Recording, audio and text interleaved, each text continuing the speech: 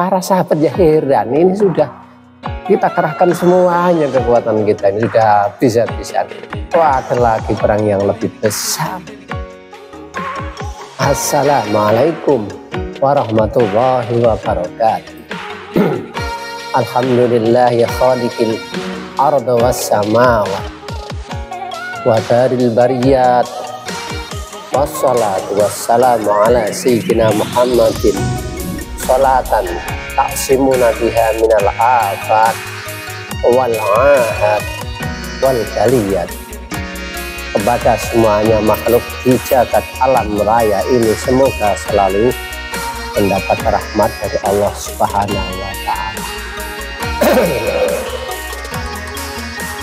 Di bagian yang lalu kita telah membahas makrifat itu sama saja tanpa mujahadah tidak akan berhasil.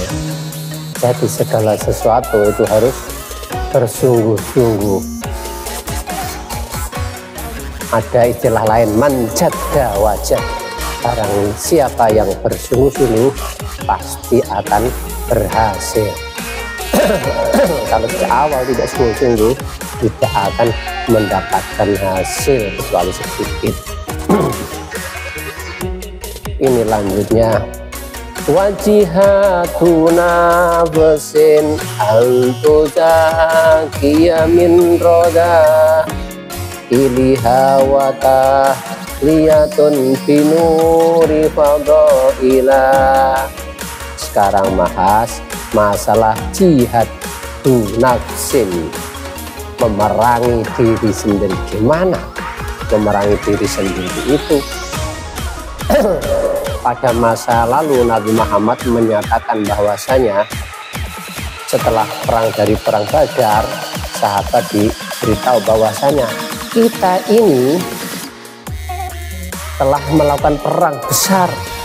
Perang Badar itu habis-habisan, baik dari harta, benda, nyawa, dan para tentara yang banyak sekali sudah perang berhabis-habisan, perang besar kala itu di masa Nabi. Tapi Nabi menyatakan kita akan kembali dari perang kecil kepada perang yang lebih besar. Para sahabat ya heran, ini sudah kita kerahkan semuanya kekuatan kita, ini sudah bisa-bisa. Wah, ada lagi perang yang lebih besar. Maka ditanyakan kepada Nabi, apa Nabi perang yang lebih besar? Yaitu jihadun nafsi, memerangi terhadap diri sendiri. Itu lebih berat karena diri sendiri kita bawa kemana-mana dan kapanpun berada, tidur, pergi, duduk di rumah atau di luar berkumpul dengan orang banyak, tetap ada diri kita. Sungguhnya perang itu adalah perang terhadap diri sendiri. Bagaimana perang terhadap diri sendiri? Wajihadu nafsin, dan perang terhadap diri sendiri itu antu zakiya mirroda iliha. Antu zakiya yang tadi bersehno apa nafsu min roda iliha, dari sifat yang hina dari nafsu. Setelah dibersihkan, watahliyatun, dan pepahis, dihiasi, binuri fadaila, dengan nur sifat-sifat utama. Setelah sifat-sifat tidak baik itu bersih, maka kemudian tahliyah, diri kita dihiasi dengan sifat-sifat yang utama.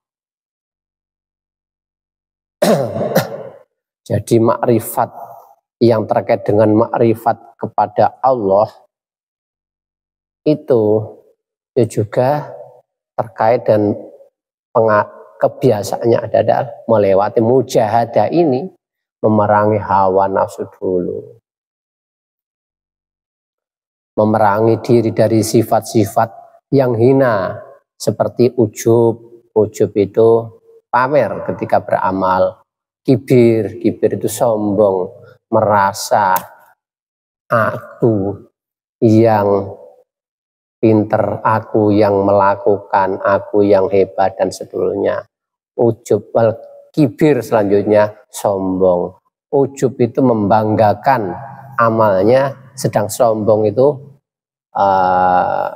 merasa dirinya lah yang lebih utama, yang lebih mulia, yang lebih besar, yang lebih dan lebih itu kibir. Waryai lanjutnya perang terhadap diri kita ketika melakukan amal adalah riya beramal biar dipuji orang lain, biar dilihat orang lain, itu riya. Wal ghodab dan ghodab, marah. Jadi marah ini seakan-akan kita akan merasa, oh aku kan punya harga diri, makanya ketika dihina marah. Jadi itu wahsahwatil butun, keinginan perut untuk makan yang banyak, makan lagi yang enak-enak dan seterusnya.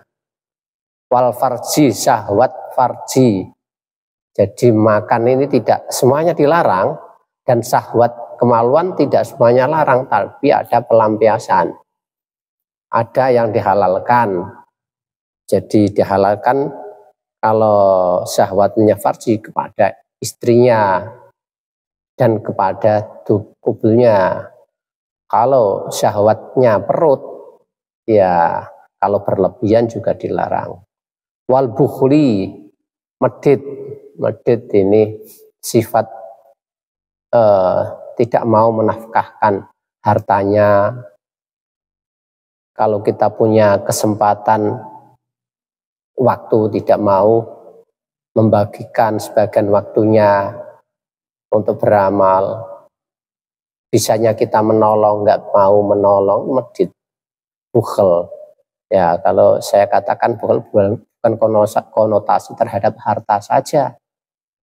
Mempunyai pemikiran, nggak mau mencurahkan pemikirannya untuk kebaikan. Wahubil jah, dan cinta kedudukan, cinta jabatan. Wahubil mal, dan cinta harta.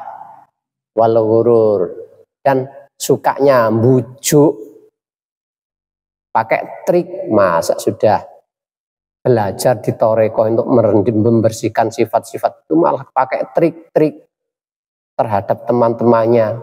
Nah, itu harus kita bersihkan. Itu makan sifat diri kita itu harus dihilangkan karena rasa akuan. Kemudian kan lebih baik bilang apa adanya. Ya, di sini nih termasuk rasa keakuan, ya di situ membuat trik sehingga berhubungan dengan temannya seharusnya A dikatakan B karena terpaksa butuh dan lain sebagainya. Lebih baik apa adanya. Watulil amal, dan panjang angan-angan. Makanya di toreko ini kita diajarkan tidak panjang angan-angan. Hari kita cukup hari ini, hari yang lalu ya sudah telah lewat. Bila tidak baik kita minta ampun kepada Allah, dan hari yang akan datang kita sudah nggak mikirnya hari ini. Dan kebanyakan kita kan diajak pikir jauh ke depan lewat medsos-medsos. Nah, ini sifat-sifat yang akan dibersihkan dalam kita bertorekoh menuju makrifat. Jadi ada torekoh rohaniyah, ketika sudah masuk dalam sini otomatis sifat-sifat ini akan dibersihkan. Makanya ada istilah lain, masuk di dalam neraka, dihabiskan, sakit sekali.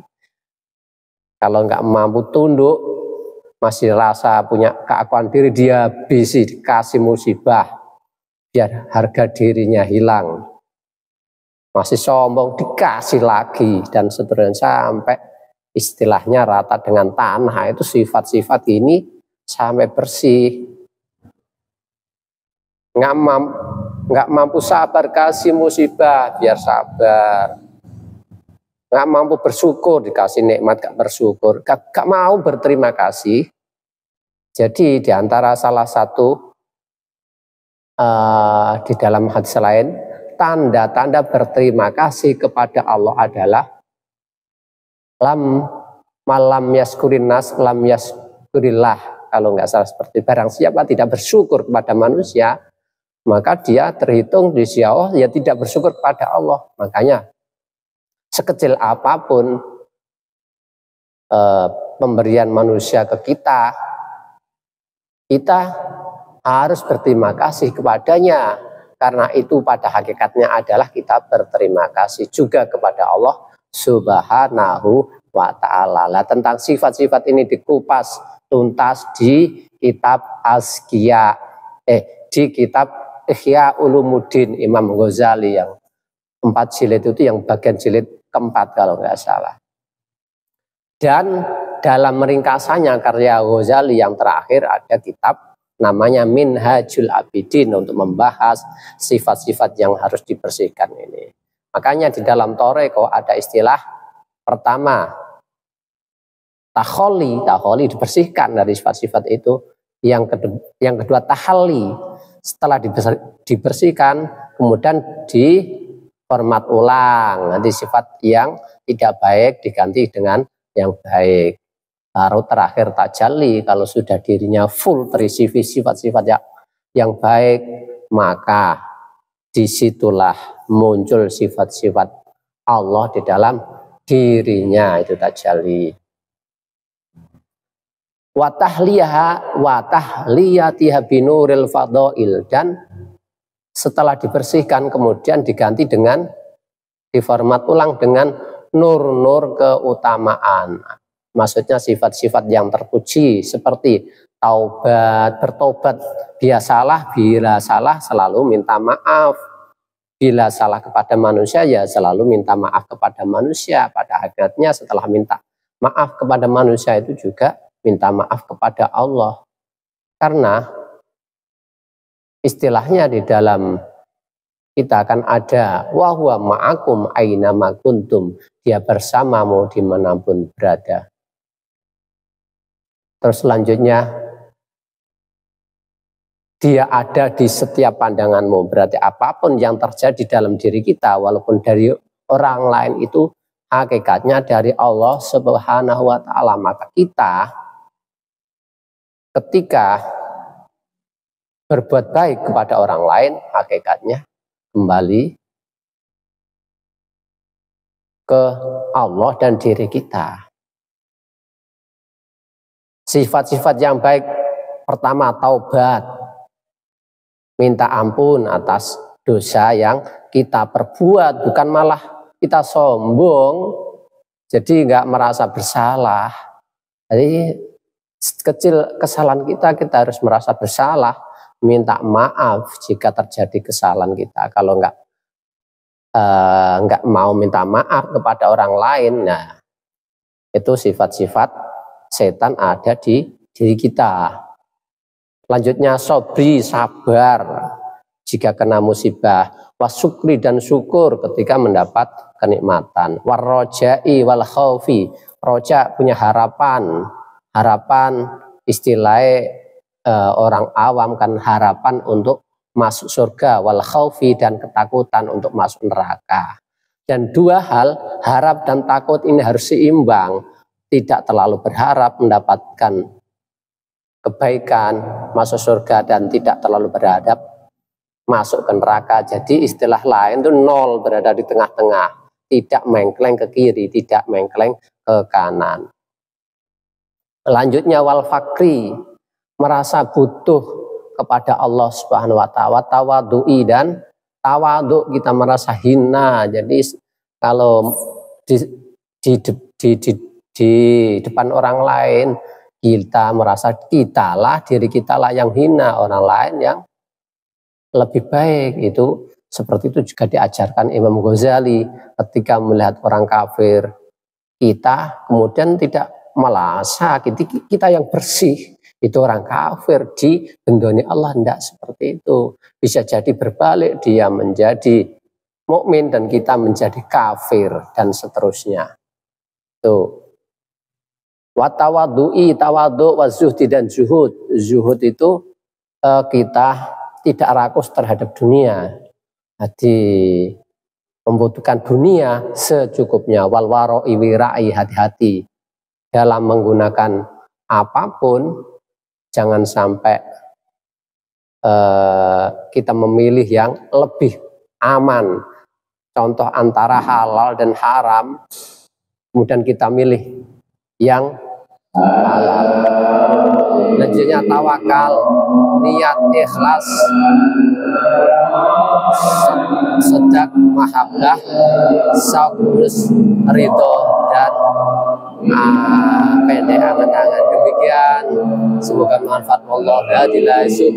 Assalamualaikum warahmatullahi wabarakatuh.